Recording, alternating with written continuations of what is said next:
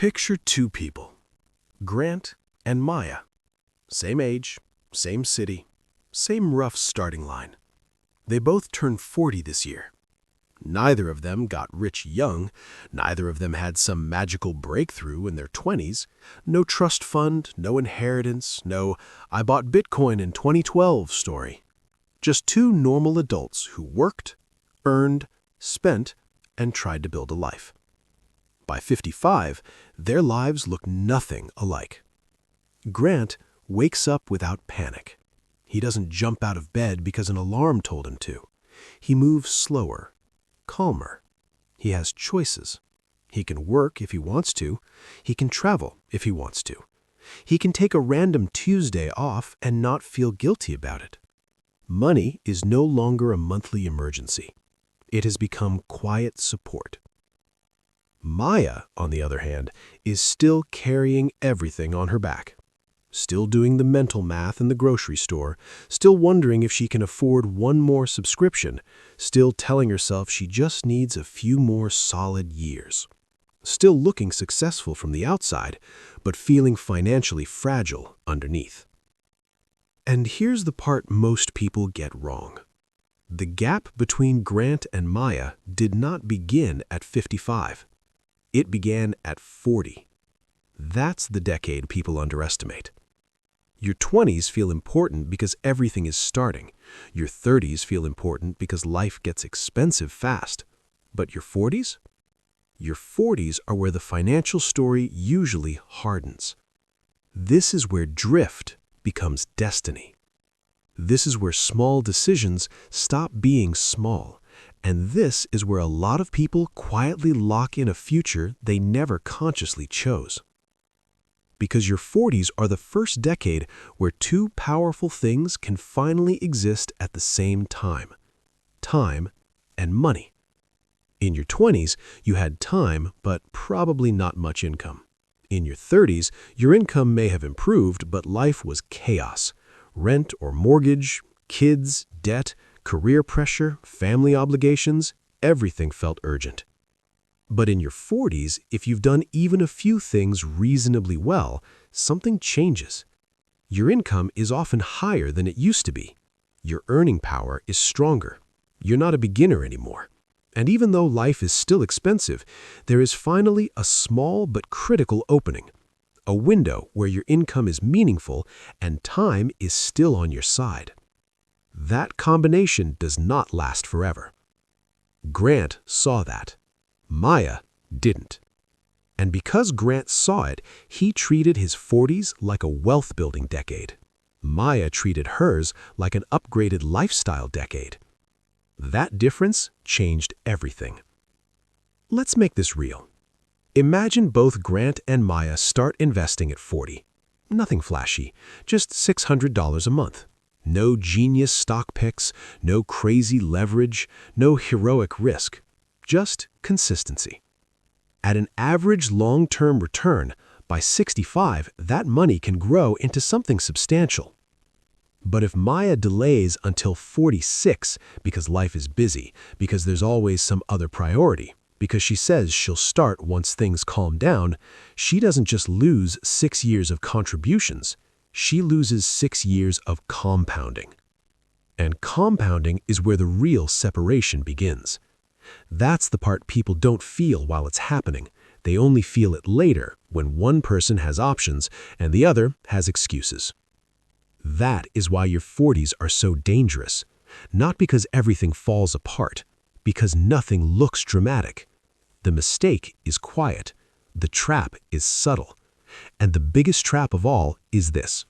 Your life starts getting better in ways that make it easier to stop building wealth. Grant got raises in his 40s. So did Maya. Grant could have upgraded everything. So could Maya.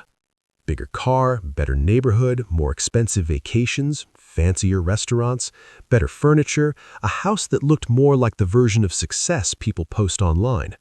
Maya said yes to almost all of it. Not recklessly, not foolishly. That's what makes this dangerous.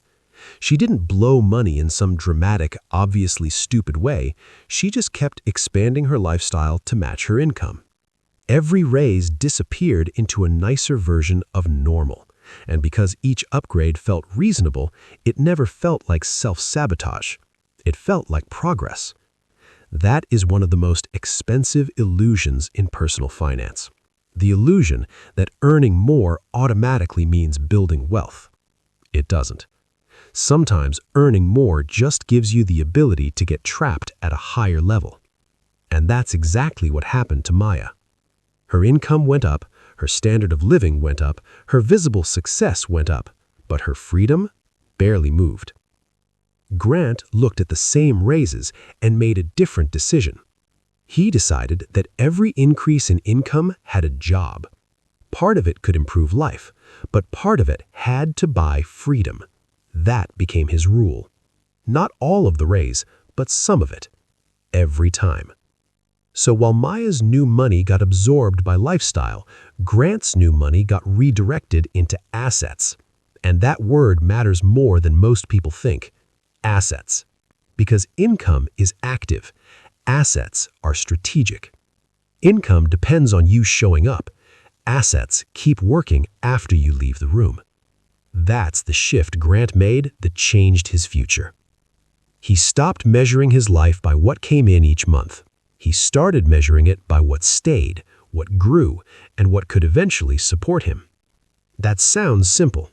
It is simple, but it is not easy, because it requires a very different emotional relationship with money. Most people ask, "Can I afford this?" Grant started asking a better question. What does this money become if I don't spend it? That question is powerful, because suddenly every decision has a second life. That $400 dinner is no longer just dinner. It is also invested capital that could have compounded for 15 years. That car upgrade is no longer just a car upgrade. It is delayed optionality. That extra luxury payment is not just a payment, it is a trade. And most people are making those trades without ever seeing them clearly. Grant saw them clearly. Maya didn't. Grant also had something Maya never took seriously enough. A number. A target. A real destination. Not a vague idea like, I want to be comfortable someday. Not, I should probably save more. Not, I hope everything works out. He had a number. A freedom number. A point at which his investments could realistically support his lifestyle. Because once you have a number, money decisions stop floating around emotionally. They become directional. They become measurable.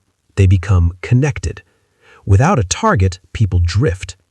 With a target, behavior sharpens. Maya never had a target. She had intentions. She had good intentions, actually. She meant to save more. She meant to invest more. She meant to figure it out. But intentions are weak when they collide with convenience, fatigue, and social pressure. Grant's target changed his behavior because it made the future concrete. Now the game was visible. Now every contribution moved him closer. Now every unnecessary expense had a cost beyond the receipt. And once that happened, his choices started looking very different. Let's talk about what those choices actually were. First, Grant made the retirement account decision seriously, not casually, seriously. He did not treat retirement investing like some optional side task for when the month went well. He treated it like a non-negotiable bill. He automated contributions. He increased them when his income increased. And once he got older, he used every catch-up advantage available to him. Maya contributed too, but inconsistently. Enough to feel responsible, not enough to create momentum. That's a common pattern. People do just enough to protect their self-image, but not enough to change their future. Grant wanted change. Maya wanted reassurance. Those are not the same thing. Second, Grant made a different housing decision. Not necessarily a smaller life, a more strategic one. He understood that a home can be both a blessing and a financial black hole, depending on how you use it. He resisted the urge to endlessly upgrade the house every time his equity rose or his income improved. He saw home equity as potential capital, not just permission to spend. Maya saw her rising home value and treated it like confirmation that she was winning, and emotionally that felt great. But equity that never improves your cash flow is not freedom. It is often just trapped wealth sitting inside a lifestyle you still have to maintain. Third, Grant diversified income before he needed to. That matters. Most people wait until they're scared. By then, they're late. Grant built slowly while his job was still strong. Nothing glamorous. Broad index funds, cash reserves, a side income stream. Later, maybe a rental or some dividend-producing holdings. The point was not to flex. The point was fragility reduction. Because one paycheck is not security. It is dependence. And dependence feels stable right until the moment it doesn't. Maya told herself she would diversify eventually. But eventually is one of the most expensive words in money. Eventually usually means never with better language. Fourth, Grant made a painful but important social decision. He got comfortable saying no quietly. That may be one of the most underrated wealth skills in the world. Not making more, not finding the perfect stock, not mastering tax strategy. Saying no. No to trips he didn't actually need. No to upgrades that were more about signaling than satisfaction. No to trying to keep pace with people whose finances he couldn't see. Because that's the real problem with modern money pressure. You can see people spending. You cannot see their debt. You can see the car. You cannot see the anxiety. You can see the vacation photos. You cannot see the empty brokerage account. Maya kept saying yes because saying yes kept her socially aligned. Grant said no often enough that his life started compounding in private. And private compounding is one of the most beautiful forces in money. It looks boring at first. Then suddenly, it looks like freedom. Now here's the painful truth about Maya. She was not lazy. She was not irresponsible. She was not bad with money in the cartoon version of that phrase. She worked hard. She paid bills. She kept things together. She looked like a successful adult. But looking financially stable and becoming financially free are not the same thing. And a lot of people spend their entire lives optimizing for appearance over independence. That is why Maya's story is dangerous, because it is ordinary. It is easy to spot disaster. It is much harder to spot drift. And financial drift is what traps most people. Not one huge mistake, 1,000 little permissions, 1,000 little delays, 1,000 moments where the present version of you gets rewarded while the future version quietly pays the bill. Grant understood something Maya never fully did. Money is not just for consumption, it is for conversion. You convert labor into income, then income into assets, then assets into freedom. Miss one stage of that process and you can work for decades without ever actually escaping the cycle. That is why this matters so much in your 40s, because this is the decade where the conversion has the most leverage. You still have enough time for compounding to matter. You likely have enough income for contributions to matter. And your habits are stable enough that your decisions start scaling. This is the decade where the system either starts working for you or hardens against you. So what should someone do if they are listening to this and realizing they've been a lot more like Maya than Grant? First, don't waste energy on shame. Shame feels intense, but it's useless. The point is not to judge the past. The point is to stop drifting. Second, get a number, a real one. Figure out what your life actually costs. Figure out what level of invested assets would make work optional or at least less urgent. Make the target visible. Third, decide that future income raises will not disappear completely into lifestyle upgrades. Create a split. Some for living better, some for becoming freer. Fourth, automate more than you trust your willpower to handle. Because discipline is good, but systems are better. And fifth, start seeing social spending for what it is, not just a purchase, a vote. A vote for now or later. A vote for appearance or autonomy. A vote for who you become. That is the deeper story here. Grant and Maya are not really just two people. They are two trajectories, two philosophies, two ways of answering the same question. What is money for? For Grant, it became a tool for building margin, ownership, and time. For Maya, it became a tool for maintaining a life that always required more of her. Same decade, different decisions, different ending. So here's what I want you to remember. Your 40s are not some slow slide into middle age. They are not just a holding zone between youth and retirement. They are the decade where the invisible math gets loud, where your habits stop being harmless, where your choices stop being theoretical, where freedom either starts taking shape or quietly moves further away. You do not need perfection. You do not need some massive financial reset overnight. You do not need to suddenly become extreme.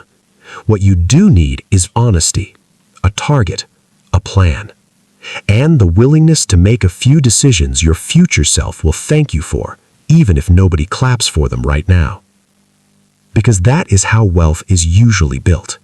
Not loudly, not all at once, quietly, repeatedly, and mostly in moments nobody else notices. So the real question is not whether you've been more like Grant or Maya up until now. The real question is, who are you becoming from this point forward? Because the window is still open, but not forever.